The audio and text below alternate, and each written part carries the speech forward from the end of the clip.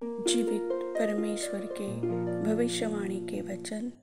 यिर्मयाह भविष्यवक्ता की पुस्तक अध्याय 16। यहोवा का यह वचन मेरे पास पहुंचा, इस स्थान में विवाह करके बेटे बेटियां मत जन्मा, क्योंकि जो बेटे बेटियां इस स्थान में उत्पन्न हो और जो माताएं उन्हें जने और जो पिता उन्हें इस देश में जन्माए, उनके विषय यहोवा यह कहता है, वे बुरी बुरी बीमारियों से मरेंगे। उनके लिए कोई छाती न पीटेगा, न उनको मिट्टी देगा।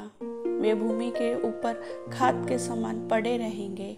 वे तलवार और अकाल से मर मिटेंगे, और उनकी लौथे आकाश के पक्षियों और मैदान के पशुओं का आहार होगी।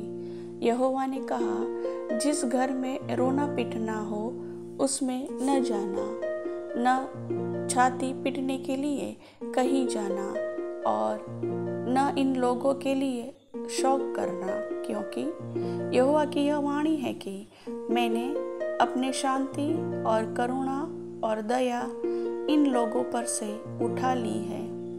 इस कारण इस देश के छोटे बड़े सब मरेंगे, न तो इनको मिट्टी दी जाएगी, न लोग छाती पीटेंगे, न अपना शरीर चीरेंगे और न सिर मुंडाएंगे। इनके लिए कोई शोक करने वालों को रोटी न बांटेंगे कि शोक में उन्हें शांति दे, और न लोग पिता या माता के मरने पर किसी को शांति के लिए कटोरे में दाख मधु पिलाएंगे।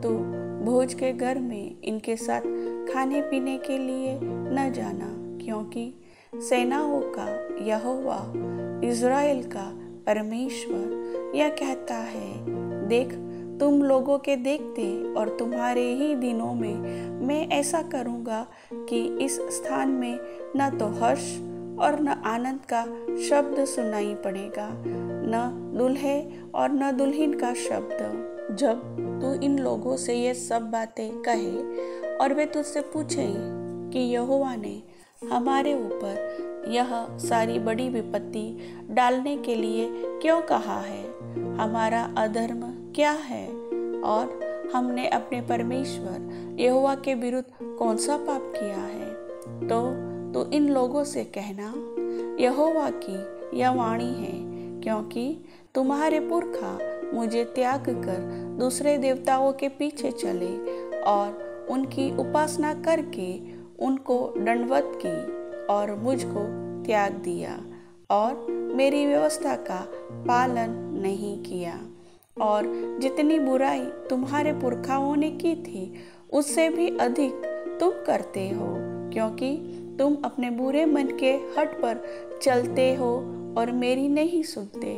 इस कारण मैं तुमको इस देश से उखाड़कर ऐसे देश में फेंक दूंगा जिसको न तो तुम जानते हो और न तुम्हारे पुरखा जानते थे, और वहाँ तुम रात दिन दूसरे देवताओं की उपासना करते रहोगे, क्योंकि वहाँ मैं तुम पर कुछ अनुग्रह न करूँगा।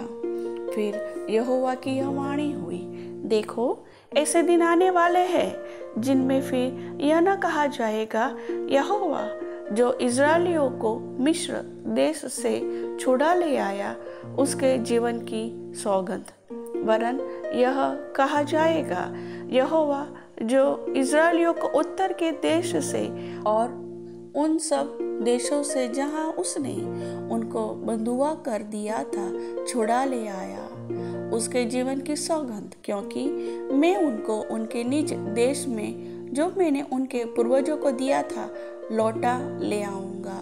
देखो, यहोवा की यह वाणी है कि मैं बहुत से मछुओं को बुलवा भेजूंगा कि वे इन लोगों को पकड़ ले, और फिर मैं बहुत से बहेलियों को बुलवा भेजूंगा कि वे इनको अहेर करके सब पहाड़ों और पहाड़ियों पर से और चट्टानों की दरारों में से निकाले, क्योंकि उनका पूरा चाल चलन मेरी आंखों के सामने प्रकट है, वह मेरी दृष्टि से छिपा नहीं है, न उनका अधर्म मेरी आंखों से गुप्त है, इसलिए मैं उनके अधर्म और पाप का दूना दंड दूंगा, क्योंकि उन्होंने मेरे देश को अपनी घृणित वस्तुओं की लोथों से अशुद्ध किया और मेरे निज भाग को अपनी अशुद्धता से भर दिया है।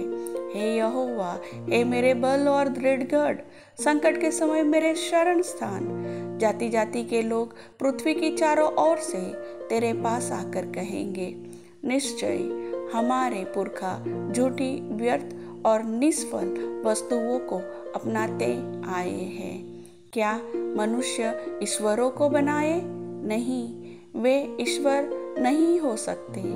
इस कारण इस एक बार मैं इन लोगों को अपना भुजबल और पराक्रम दिखाऊंगा और वे जानेंगे कि मेरा नाम यहोवा है।